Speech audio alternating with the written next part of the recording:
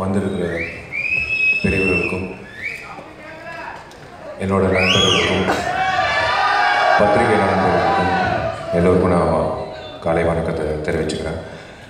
முதல்ல வந்து ஒரு தயாரிப்பாளராக இந்த செலவை சிக்கனம் படுத்துறதுக்காக இந்த பொக்கே சால்வெல்லாம் நான் கட் பண்ணிட்டேன்னு நினைக்காதீங்க.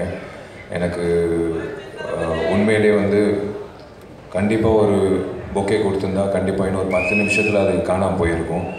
ஆனால் நீங்கள் எல்லோரும் சேர்ந்து நான் ஒவ்வொரு தடவை உங்களுக்கு கை கொடுக்கும்போது நான் உங்களுக்கு கை கொடுக்கல, 2 பிள்ளைகளோட வாழ்க்கைக்கு நான் கை கொடுத்துருக்கேன்.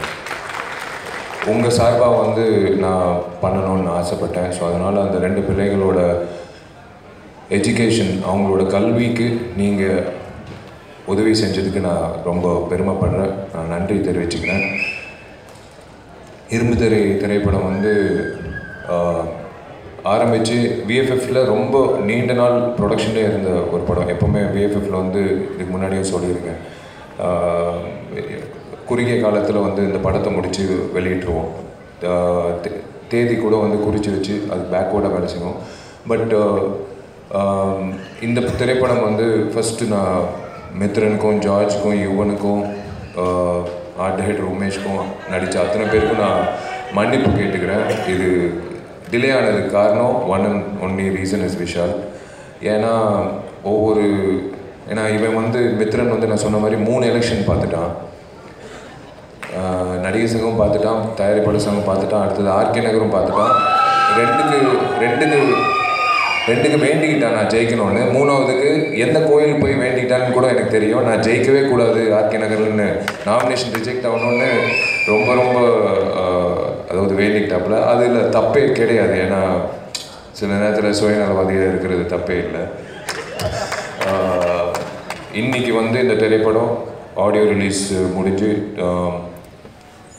வேர்ல்டு வைட் ரிலீஸ் வரக்கூடிய காலகட்டம் வந்துடுச்சு. இப்போது இந்த திரைப்படத்தில் வந்து நான் சொல்கிறத விட இந்த திரைப்படம் தான் உங்களுக்கு அதில் இருக்கிற சாராம்சங்கள் தான் பேசணும். அதுதான் எங்களை பொறுத்த வரைக்கும். ஏன்னா இந்த படம் வந்து ஒரு மக்களில் 10 பேரில் 9 பேர் பாதிக்கப்பட்ட ஒரு விஷயத்தை வந்து இந்த படத்தில் சொல்லப்பட்ட ஒரு விஷயம். எங்கள் வீட்லேயும் இப்போது மித்ரன் சொன்ன மாதிரி எங்கள் வீட்லேயும் எங்கள் அப்பாவும் பாதிக்கப்பட்டார் அந்த விஷயத்தில். அது வந்து கண்டிப்பாக சொல்லி ஆகணும். இந்த ஸ்கேம்ன்ற ஒரு விஷயம் வந்து எல்லா வகையிலையும் நம்ம சுற்றி இருக்குது. ஒரு சாதாரண ஒரு மெசேஜ் வரும், ஒரு பிளாங்க் மெசேஜ், நம்மளுக்கே தெரியாது. அது அமுக்கும்போது ஆட்டோமேட்டிக்காக நம்மளோட டேட்டா எல்லாமே வந்து ஒருத்தர் வந்து ஒரு தெரியாத ஒரு நபர் வந்து ஹேக் பண்ணிடுவாங்க. நம்மளுக்கே தெரியாமல் ஏடிஎம்மில் வந்து நம்ம பணம் வித்ட்ரா பண்ணும்போது திடீர்னு ஒரு 2 ரூபாவோ 3 ரூபாவோ ஒரு எக்ஸ்ட்ரா ஒரு அமௌண்ட் இருக்கும். நம்ம அது 2 ரூபா 3 ரூபா தானே விட்டுருவோம்.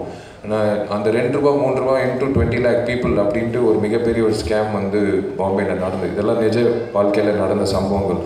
இதெல்லாம் மையப்படுத்தி இரும்பு திரையில் வந்து அது ஒரு important theme. Are we ready for facing the digital era அப்படின்றது. Digital, yes, this is the digital era. But மக்கள் வந்து are they ready to face it, the consequences அப்படின்றது அந்த விஷயம்.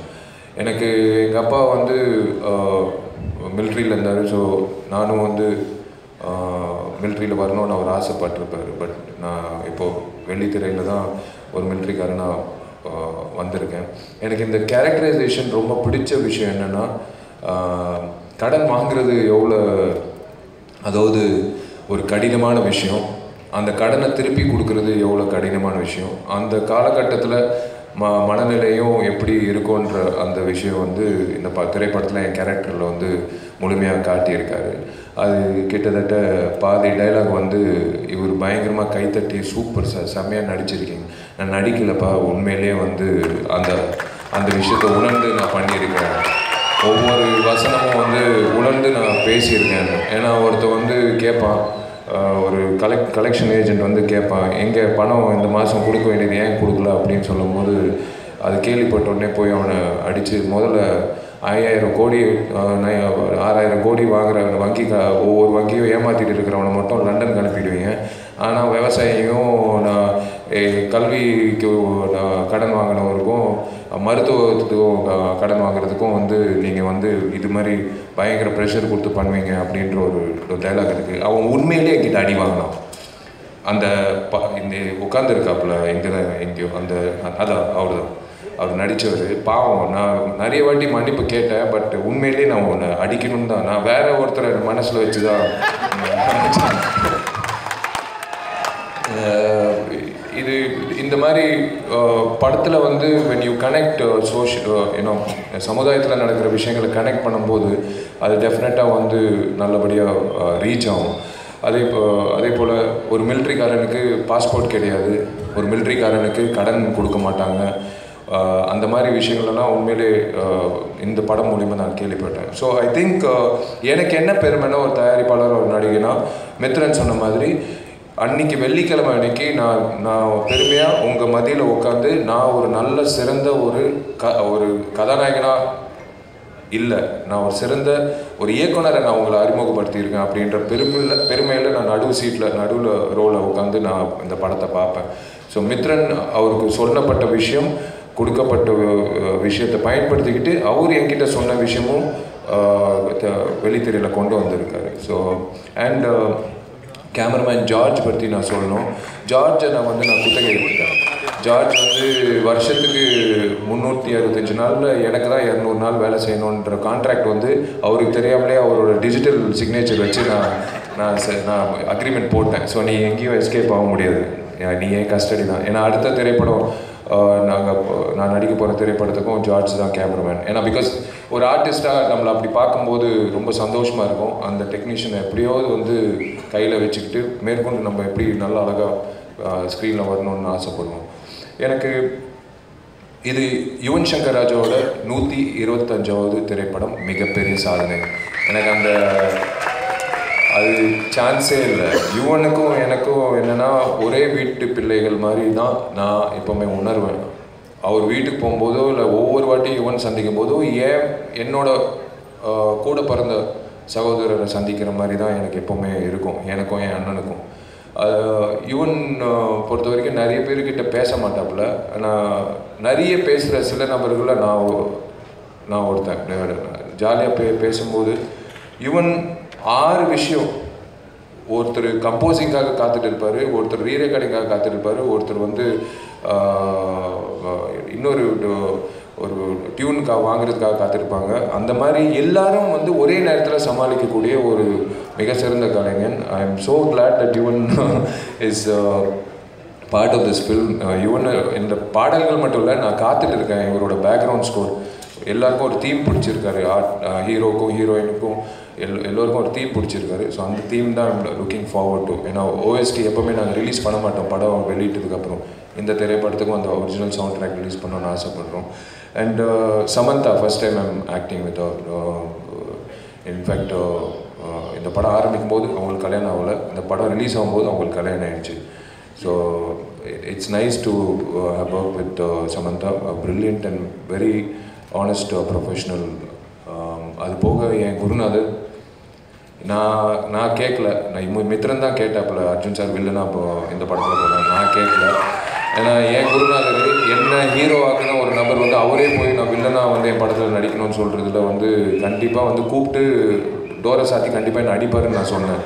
நீயே கேட்டுக்கொண்டு இல்லை, அவர் வந்து ஒத்துக்கிட்டாரு. அவரே வந்து எங்கள் அப்பாவுக்கு ஃபோன் பண்ணி நான் வந்து ஹீரோ ஆக்கின பையன் இன்னைக்கு கடைசியில் அவன் படத்துலேயே நான் வில்லனாக வந்து நடிக்க போகிறேன், நல்ல விஷயம். பட் அவர் வந்து இந்த படத்தில் வில்லனெல்லாம் இல்லை, ஒரு பேரலல் ஒரு விஷயம், ஒரு கதாபாத்திரமாக வந்து இந்த படத்தில் கலக்கி இருக்கார். இன்ஃபேக்ட் எனக்கு ஒரு ஆப்ஷனாக இருந்திருந்தால் கண்டிப்பாக நான் அர்ஜுன் சார் ரோல் தான் பண்ணியிருப்பேன் டெஃபினட்டாக. எனக்கு அப்படி when I saw the final result. So இந்த படத்தில் ஆர்ட் டைரக்டர் உமேஷ் ஆகட்டும், லிரிசிஸ்ட் விவேக் அண்ட் எல்லோரும், ஸ்டண்ட் மாஸ்டர் திலீப் சுப்ராயன், எனக்கு எப்போவுமே ஒரு வித்தியாசமாக இந்த ஆக்ஷன் ஹீரோ காட்டணுன்றது ஆசைப்படுற ஒவ்வொரு ஆக்ஷன் கொரியோகிராஃபர் எனக்கு ரொம்ப பிடிக்கும். ஸோ திலீப் சுப்ராயனுக்கும் சரி, தஸ்தா and Anusha and Kalyan master dance கொரியோகிராஃபரும் சரி, எல்லோருக்கும் நான் நன்றி தெரிவிச்சுக்கிறேன். அண்ட் முக்கியமாக நிறைய பேர் வந்து இப்போ ரீசெண்டாக வந்து எப்போ படம் ரிலீஸ்ன்னு கேட்குறதுல எப்போ கட்சி ஆரம்பிக்கிறீங்க, எப்போ வந்து அரசியல் வர போகிறீங்க அப்படின்ட்டு தான் எல்லோரும் கேட்குறாங்க. அரசியல்வாதி வந்து அரசியல் பொறுத்த வரைக்கும் என்னை பொறுத்த வரைக்கும் அரசியல்னா சமூக சேவைனா, அரசியல்னா ஒரு அரசியல்வாதினா சமூக சேவை செய்கிறாருன்னா நான் எப்போயோ அரசியல்வாதி ஆகிட்டேன், நான் எப்போயோ அரசியலுக்கு வந்துட்டேன். ஏன்னா அதுதான் இன்றைக்கி இருக்கிற காலகட்டத்தில் வந்து பொதுமக்களாக எதிர்பார்க்குறது வந்து அந்த பதவியில் உட்காந்துக்கிட்டு எங்கிட்டயோ இருக்கார், ஒரு கனெக்ஷனே இல்லாமல் எப்போயாவது நம்ம தொகுதிக்கு வருவாரா, எப்போயாவது நல்லது நடக்குமா அப்படின்னு இல்லாமல் ஒரு சின்ன உதாரணம். சிங்கப்பூரில் வந்து இது நடந்த ஒரு விஷயம், ரீசெண்டாக நடந்த ஒரு உதாரணம். ஒரு மெட்ரோ ட்ரெயின் வந்து போயிட்டு இருக்கும்போது திடீர்னு ஒரு ஆக்சிடெண்ட் நடந்தது சிங்கப்பூரில். அந்த ஆக்சிடெண்ட் வந்து என்ன ஆச்சுன்னா, 2 இளைஞர்கள் வந்து ஒரு பபிள்கம் வந்து அந்த டோரில் வச்சு அந்த டோர் ஜாம் ஆச்சு, அதனால ஒரு ஆக்சிடெண்ட். இது நடந்தது 4:30 மணிக்கு சாயந்தரம். 5:10க்கு டீம் வந்து ரெஸ்கியூ டீம் வந்து அது சரி கட்டினாங்க. 6 மணிக்கு பாராளுமன்றம் கூடினாங்க. 7:30 மணிக்கு அதுக்கான ஒரு முடிவு எடுத்தாங்க. 10 மணிக்கு bubblegum is banned in Singapore metro station அப்படின்னா நானும் அதுதான் ஆசைப்படுறேன். நான் மொட்டையாக வந்து என் தமிழ்நாடு வந்து சிங்கப்பூர் மாதிரி இருக்கணும்னு நான் சொல்ல மாட்டேன். இப்படிப்பட்ட ஒரு விஷயங்கள் நடந்தால் நல்லா இருக்கும் அப்படின்னு ஏங்கிட்டு இருக்கிற நானும் ஒரு வாக்காளராக நான் ஆசைப்படுறேன். இதுதான் நான் சொல்லிக்க விரும்புகிற ஒரு விஷயம். மக்களுக்கு நல்லது செய்கிற அனைத்து நண்பர்களும் அனைத்து நபர்களும் அரசியல்வாதிகள் தான், இன்க்ளூடிங் பத்திரிகை நண்பர்களும் சரி, இன்க்ளூடிங் நான் என்றைக்குமே உங்களை ரசிகர்கள் நான் சொல்ல மாட்டேன், நண்பர்கள் தான் சொல்லுவேன். நீங்கள் நண்பர்கள், அனைத்து நண்பர்களும் சரி, எல்லோரும் சரி, இங்கே கூடியிருக்கிற அத்தனை பேரும் இன்றைக்கி ஒரு நிறைவான ஒரு விஷயம் என்னென்னா, நம்ம வீட்டுக்கு போகும்போது 2 குழந்தைங்களை படிக்க வச்சோம் அப்படின்ற ஒரு நிறைவான ஒரு சந்தோஷம் கிடைக்கிது. ஸோ நான் இந்த தியேட்டர் விட்டு வெளில போகும்போது யாராவது என்னை கேட்டாங்கன்னா, ஆமாம் நான் அரசியல்வாதி தான், ஏன்னா நான் 2 பேருக்கு இவங்க மூலிமா நல்லது செஞ்சுருக்கேன்ற அந்த விஷயம் சொல்லுவேன். ஸோ ரொம்ப நன்றி நீங்கள் எல்லோரும் வந்ததுக்கு. இப்போ ஆடியோ வெளியீடு நடக்க போகுது, உங்கள் டைமை வீணாக்க விரும்பலை. பத்திரிகை நண்பர்களுக்கு நான் உண்மையிலே நன்றி தெரிவிச்சுக்கிறேன். 24வது படம், 24 படத்துக்கு ஒரு ரிலேஷன்ஷிப், ஒரு பாலமாக நீங்கள் வந்து அமைச்சு கொடுத்ததுக்கு ரொம்ப ரொம்ப நன்றி. அண்ட் இன்னமும் நான் என்ன ஒரு புதுமுகமாக தான் நான் பார்த்துட்ருக்கேன். I love you all, thank you so much. And I love you all also, thank you. இப்போது இசை வெளியீடு விழா கடைசி அந்த வெளியீட்டு விழாவுக்கு அந்த விஷயத்துக்கு வந்துடலாம். அண்ட் ரொம்ப நன்றி. God bless you. அந்த 2 குழந்தைங்க நீங்கள் நல்லா படிக்கிறது நான் கண்காணிப்பேன். அடுத்த வருஷமும் நீ வாங்குகிற மார்க்லேருந்து நான் உனக்கு பொறுப்பு இருக்குது, புரியுதா? 2 பேருக்கும் நீங்கள் 2 பேர் நல்லா படிக்கிறீங்களா இல்லையா நான் கண்காணிப்பேன். நல்லா படிங்க. தேங்க்யூ.